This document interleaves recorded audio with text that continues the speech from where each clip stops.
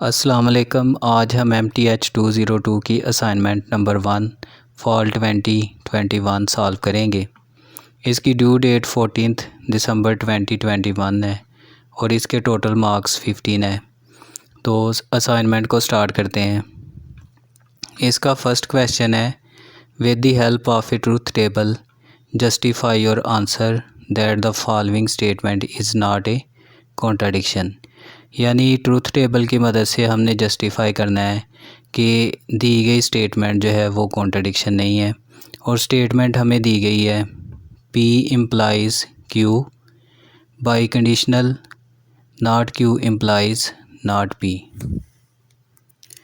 इस स्टेटमेंट में दो इनपुट्स हैं P और Q, जिनकी 4 पॉसिबिलिटीज़ हैं।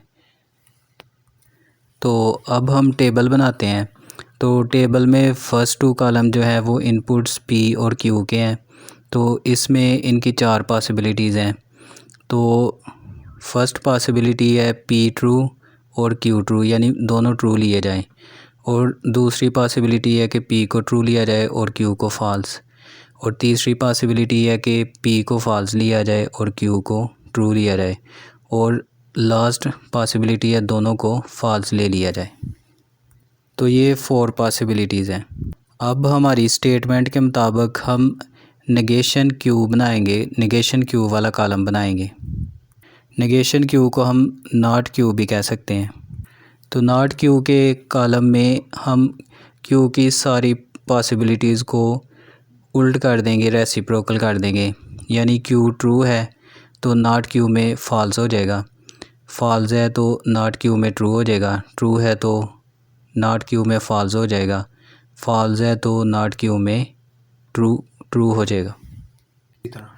इसके बाद हम नेक्स्ट कॉलम बनाएंगे नेगेशन P यानी नॉट P। तो हम P की तमाम वैल्यूज़ को उल्ट कर देंगे।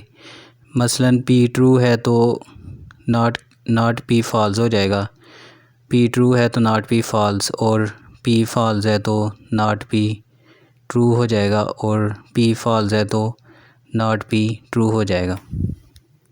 अब इसके बाद हम अपनी गिवन स्टेटमेंट के मुताबिक P इम्प्लाइज़ Q वाला कॉलम बनाएंगे, यानी P एरो Q। इम्प्लाइज़ के लिए एक रूल ज़रा क्लियर कर लें कि अगर दोनों इनपुट ट्रू हैं तो इम्प्लाइज़ में ट्रू होता है, दोनों फॉल्स हैं तो फिर भी ट्रू होता है। और अगर फर्स्ट इनपुट ट्रू हो और सेकंड फॉल्स हो जाए तो फिर फॉल्स होता है। और अगर फर्स्ट इनपुट फॉल्स हो जाए लेकिन सेकंड ट्रू हो तो फिर ट्रू होता है। यानी एक ही पॉसिबिलिटी है जिसमें फॉल्स होता है और वो है कि सेकंड इनपुट जो है वो फॉल्स हो। तो अब हम P इम्प्लाइज़ Q वाला कॉलम देखते हैं।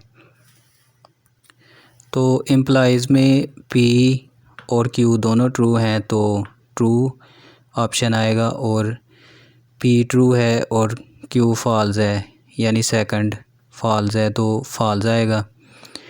P फॉल्स है और सेकंड Q जो है वो ट्रू है तो ट्रू आएगा, और दोनों फॉल्स हैं तो फिर भी ट्रू आएगा। अब हम स्टेटमेंट के मुताबिक नेक्स्ट कॉलम बनाएंगे not Q implies not P का। नॉट Q और नॉट P दोनों फॉल्स हैं तो ट्रू आएगा, और नॉट Q ट्रू है लेकिन नॉट P फॉल्स है तो फॉल्स आएगा, क्योंकि सेकंड इनपुट फॉल्स होने की वजह से फॉल्स आएगा। तो नॉट Q फॉल्स है लेकिन second input not P true है तो इसका ट्रू आएगा, और लास्ट में दोनों ट्रू हैं तो इसका भी आउटपुट ट्रू आएगा। अब हम लास्ट कॉलम बनाएंगे जिसमें हम फुल स्टेटमेंट लिखेंगे जो हमें गिवन है, यानी P implies Q by conditional not Q implies not P। तो बाई कंडीशनल में भी ज़रा क्लियर कर लें कि अगर दोनों सेम इनपुट हों तो फिर ट्रू वैल्यू आती है, और अगर दोनों इनपुट में से कोई एक फॉल्स हो जाए और एक ट्रू हो जाए तो फिर फॉल्स आउटपुट आती है।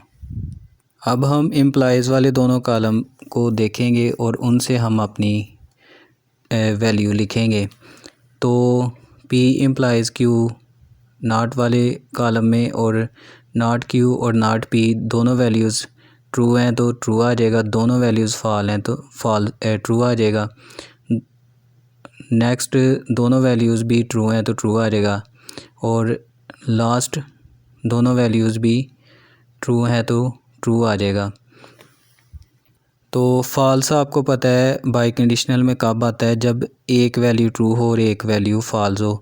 तो यहाँ जो हमने इम्प्लाइज़ के दोनों कॉलम देखे हैं उसमें दोनों वैल्यूज़ यहाँ तो ट्रू आ रही हैं या फॉल्स आ रही हैं, यानी इसकी वजह से ऑल ऑप्शंस ट्रू हो जाएंगे। अब टेबल बनाने के बाद हम देखेंगे कॉन्ट्रडिक्शन किसे कहते हैं। अगर हमारी आउटपुट वैल्यूज़ यानी जो हमारी स्टेटमेंट गिवन है उसकी तमाम वैल्यूज़ फॉल्स हों तो फिर वो कॉन्ट्रडिक्शन होती है। लेकिन यहाँ अगर हम टेबल में देखें तो हमारी तमाम वैल्यूज़ ट्रू आई हैं, तो इसका मतलब है कि ये कॉन्ट्रडिक्शन नहीं है। तो हम कहेंगे कि given statement is not a contradiction. अब इस असाइनमेंट का क्वेश्चन नंबर 2 देखते हैं। इसका फर्स्ट पार्ट है suppose that the set A equal ABC, find the power set of A. यानी हमें सेट ए गिवन है और इसका पावर सेट फाइंड करना है, और पावर सेट को हम इस तरह डिनोट कर सकते हैं P पावर ऑफ ए यानी P ऑफ ए। तो इसका सलूशन देखते हैं। पहले सेट ए गिवन है हमें ABC, तो सेट ए के ऑल पॉसिबल सबसेट लिख लेंगे और उनका एक सेट बना लेंगे तो वो हमारा पावर सेट हो जाएगा।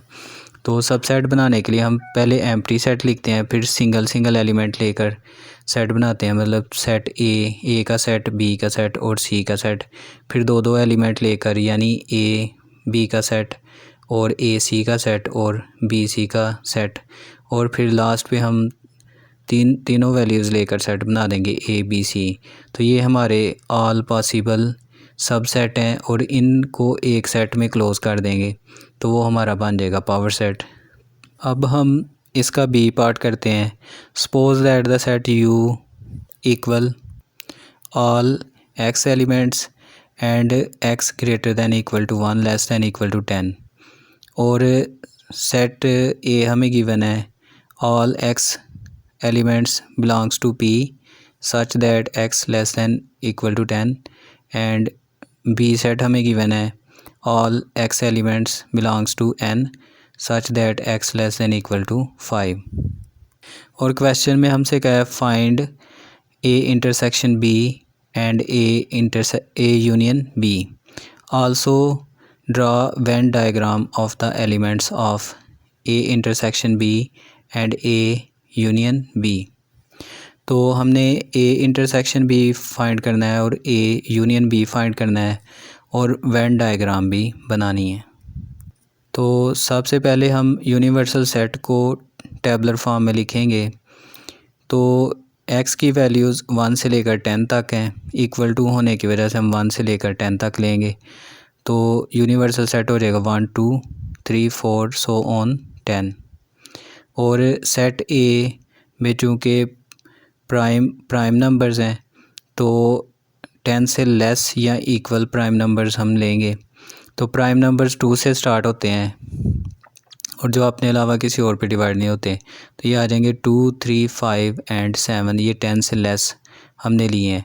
और सेट बी जो है उसमें नेचुरल नंबर्स हैं और लेस दैन इक्वल टू 5 लेने हैं, तो इसमें हम 5 तक एलिमेंट्स ले लेंगे यानी 1 2 3 4 5। तो अब हम इंटरसेक्शन निकालते हैं। तो ए इंटरसेक्शन बी, ए की वैल्यू लिख लेंगे और सेट बी की वैल्यू, और इंटरसेक्शन में हमें पता है हम कॉमन एलिमेंट्स लेते हैं, तो दोनों में कॉमन है 2 3 5।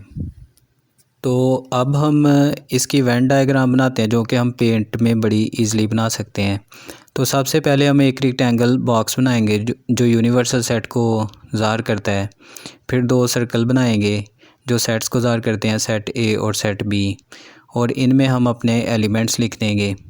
तो चूँकि दोनों सेट्स में कुछ एलिमेंट कॉमन है तो हम सर्कल का कुछ हिस्सा ओवरलैप कर देंगे और कॉमन एलिमेंट्स उस हिस्से में लिखेंगे।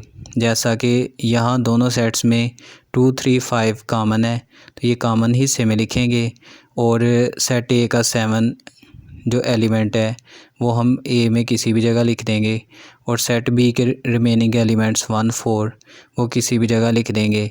और यूनिवर्सल सेट के जो एलिमेंट्स हैं यानी टोटल हमने 10 करने हैं तो 6 8 9 10 वो लिख देंगे। और चूँकि हम इंटरसेक्शन के लिए वेन डायग्राम बना रहे हैं तो सिर्फ कॉमन पोर्शन ही हम शेड कर देंगे। तो कॉमन पोर्शन हमारा 2 3 5 है, उसको हम शेड कर देंगे। तो ये हमारी आ गई इंटरसेक्शन ए इंटरसेक्शन बी की वेन डायग्राम। अब हम फाइंड करते हैं A union B. Set A की वैल्यू लिखेंगे, यूनियन बी की वैल्यू लिखेंगे। और यूनियन में आप जानते हैं कि हम तमाम एलिमेंट्स लिख लेते हैं, तो ये आ जाएंगे 1 2 3 4 5 और 7। अब हम उसी तरह वेन डायग्राम बना लेंगे जैसे हमने इंटरसेक्शन में ली थी। सिर्फ ये करेंगे कि हम ए और बी होल सर्कल को हम शेड कर देंगे क्योंकि इसमें तमाम एलिमेंट्स आ गए हैं। तो ए और बी दोनों को हम शेड कर देंगे, तो ये वेन डायग्राम आ जाएगी ए यूनियन बी की।